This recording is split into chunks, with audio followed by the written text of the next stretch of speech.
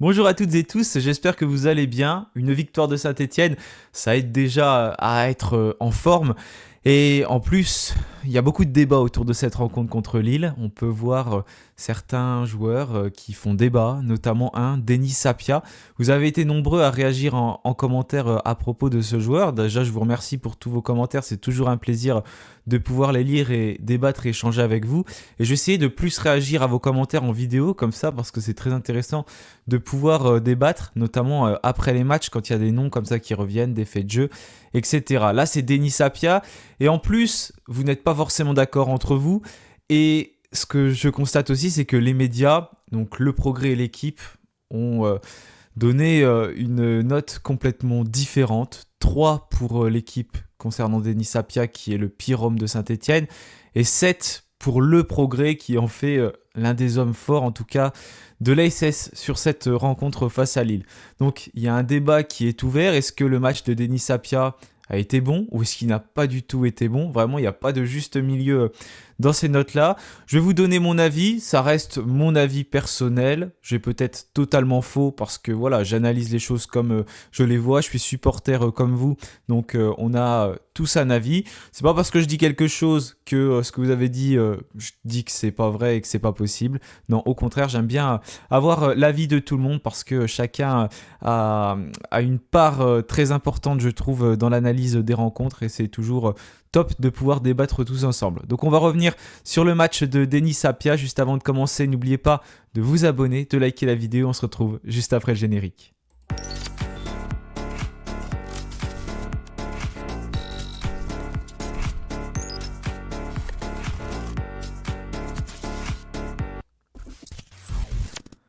Alors déjà pour débuter, je vais vous lire ce qui a été rapporté par l'équipe et par le Progrès. On va commencer par l'équipe, donc je rappelle, la note est de 3 sur 10 selon eux. L'ancien Nantais a encore passé une soirée compliquée dans son couloir droit, s'il n'a pas commis de grosses bévues et même sauvé les siens sur un tir de Cabella à la 14e minute, il a perdu trop facilement et beaucoup trop de ballons, 18 au total. Ses interventions ont également manqué de tranchant, permettant aux Lillois de s'engouffrer dans son couloir. Donc déjà, voilà l'avis de l'équipe concernant Denis Sapia. Donc pour eux, complètement mangé défensivement. Ça a été un match très compliqué pour Denis Sapia qui a perdu beaucoup de ballons. 18, c'est vrai que c'est un chiffre énorme, hein, les faits sont là. En tout cas, c'est un énorme chiffre, ce nombre de 18. Concernant le Progrès, on est beaucoup plus positif avec la prestation du défenseur stéphanois. Le latéral droit lance parfaitement son match en interceptant de la tête le ballon au départ de l'action sur le but de Cafaro. Défensivement, il n'a pas laissé passer grand-chose sur son côté.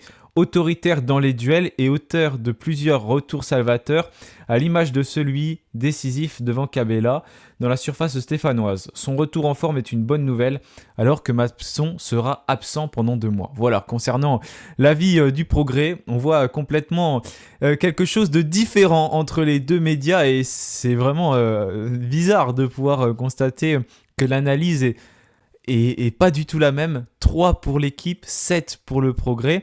Alors pour moi, Denis Sapia, je l'avais mis dans mes hommes forts dans le débrief parce que j'ai trouvé qu'il a fait un match très solide. Je suis plutôt d'accord avec le Progrès et je rejoins totalement leur avis concernant notamment sa prestation défensive. C'est ce que j'ai beaucoup aimé sur ce match. Saint-Étienne n'a pas vraiment été mangé par cette équipe lilloise. Pourtant, c'est une équipe qui est très très intéressante et qui a marqué sur chacun de ses matchs depuis le début de la saison et qui est capable d'avoir de très belles actions collectives pour se projeter rapidement et puis être efficace offensivement. Que ce soit Zegrova, Mohamed Bayo, Jonathan David, même Rémi Cabella, c'est des joueurs qui ont vraiment eu du mal à aller devant Gauthier Larsonneur qui a fait, c'est vrai, 2-3 belles parades, mais pour autant, j'ai trouvé que la plupart des actions lilloises sont à la rigueur plus passées du côté gauche où il y avait Pierre Cornu, que j'ai trouvé aussi intéressant, plutôt que du côté droit où il y avait Denis Sapia. Parce que, en réalité, à droite, il y avait vraiment une équipe stéphanoise qui, pour moi, était très solidaire et qui a permis, en tout cas, à cette défense de rester invaincue durant cette rencontre et de faire un clean sheet. Apia, pour revenir véritablement à son match, je suis pas d'accord avec l'équipe qui annonce qu'il a vécu une prestation compliquée parce que c'est le joueur qui a été le plus en vue tout simplement côté stéphanois. En tout, dans cette rencontre, c'est 66 ballons touchés par Apia. C'est tout simplement l'homme du côté de l'ASS qui en a touché le plus. Il n'y a pas un joueur stéphanois qui a touché plus de ballons que Denis Apia.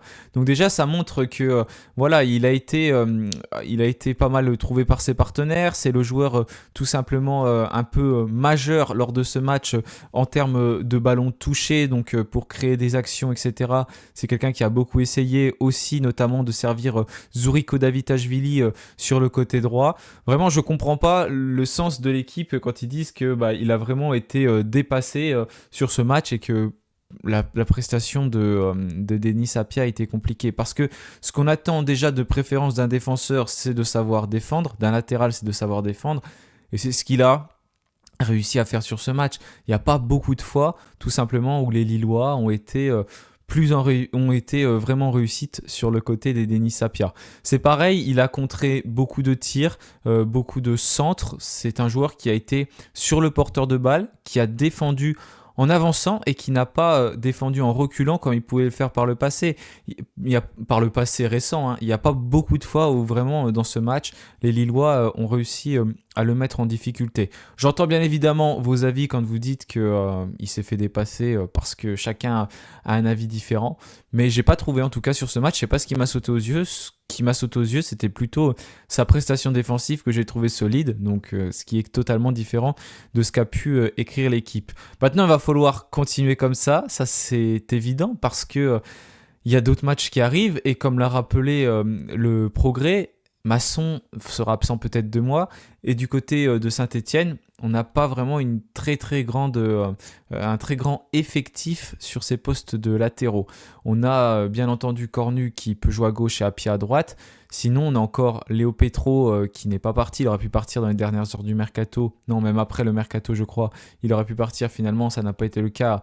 Il est resté en France. Il n'est pas allé du côté de la Belgique. Mais sinon, il n'y a pas vraiment de joueurs qui sont capables de dépanner à ces postes. Donc, pour moi, vraiment, il faut mettre en avant ce que Apia a fait, sa prestation qui a été solide, face à une équipe lilloise qui a été certes un peu moins efficace que par le passé, mais c'est aussi parce que les Stéphanois ont été quand même assez solidaires et puis très bons dans ce secteur défensif. Voilà, la vidéo elle est assez courte, mais je voulais quand même évoquer le cas Denis Apia parce que ça a quand même beaucoup fait débat et je rejoins plutôt le Progrès. J'aurais pas mis 7 sur 10, j'aurais peut-être mis 6 de mon côté, mais voilà, en tout cas, je suis plus en phase avec ce qu'ils ont annoncé plutôt que ce que l'équipe a annoncé. D'ailleurs, depuis le début de la saison, il y a certaines notes de l'équipe que je trouve pas forcément très pertinentes, notamment avec Mathis Amougou lors des premiers matchs où il avait des notes assez difficiles. Et puis là, même Cornu a eu 4, j'aurais pas mis 4, hein, plutôt 5. C'est pas non plus un gros écart, mais quand même, voilà, c'est la moyenne. Et ça reflète plus sa prestation. Quand je vois des joueurs comme Abdelhamid, il leur a mis 7, l'équipe lui a mis 7, pardon. Ça montre qu'ils peuvent aussi mettre des notes hautes. Et pour le coup, c'est quand même mérité parce que sa prestation a été solide et il a fait un super match d'un point de vue défensif. Maintenant, j'attends bien évidemment confirmation des Denis Apia. Il ne faut pas s'exciter et se dire que ça y est, on a lancé la saison. Attendons, patience, prudence. Il va falloir bien évidemment continuer, garder du positif de cette rencontre parce qu'il y en a, faire une belle analyse vidéo et puis en tout cas continuer comme ça. Merci à tous d'avoir suivi cette vidéo, je vous souhaite une excellente semaine et bien évidemment, allez les Verts!